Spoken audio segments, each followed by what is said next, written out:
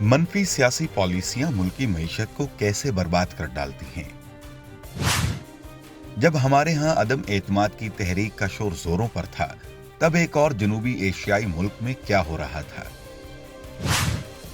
हाथियों का मुल्क दिवालिया हो गया तो चींटियों पर क्या बीती। फिर क्या हुआ और क्या होगा। क्या हमारे लिए इसमें कोई सबक है।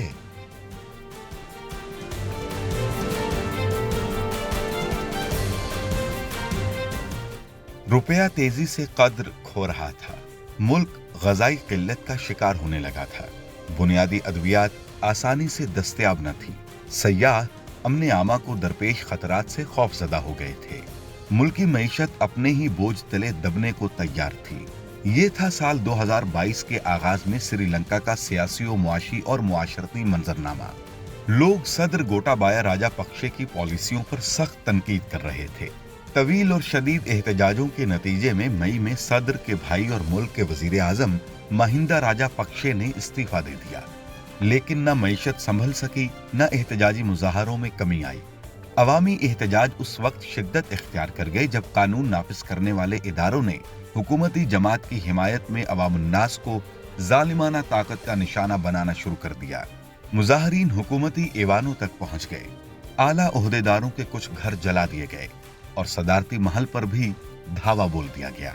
मुजाहरीन ने सदारती महल और वजीर आजम हाउस पर हमला किया तो सदर गोटाबाया राजापक्षे कोलंबो से फरार होकर मालदीव भाग गए और फिर सिंगापुर पहुंचकर इस्तीफा ईमेल कर दिया।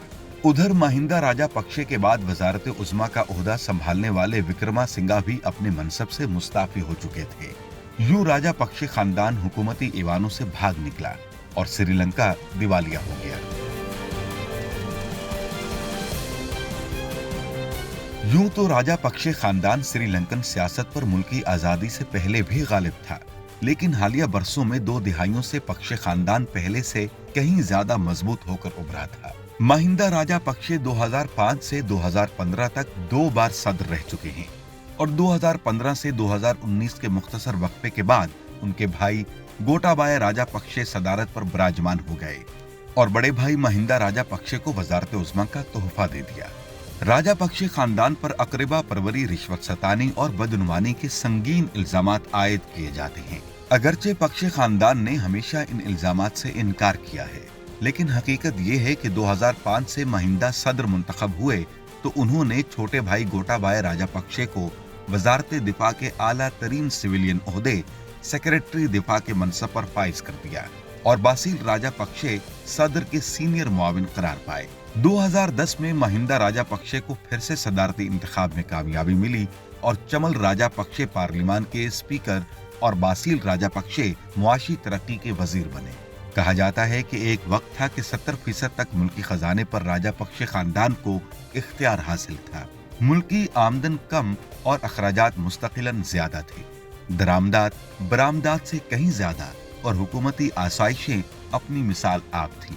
ज़र मुबादला के ज़खायर सिमटते सिमटते इतने मुख्तसर हो गए कि जुलाई में हाथियों की बस्ती कंगाल होकर दिवालिया हो गई। अब अवाम राजापक्षे खानदान को इख्तिदार से निकाल चुके हैं। खानदान के ज्यादातर अफराद मुल्क से फरार हो गए हैं और यहाँ रह जाने वाले मुंह छुपाते फिरते हैं, लेकिन श्रीलंकन अवाम अब तक उनकी अयाशियों, गलत पॉलिसियों और अकरबा परवरी की सजा भुगत रही है।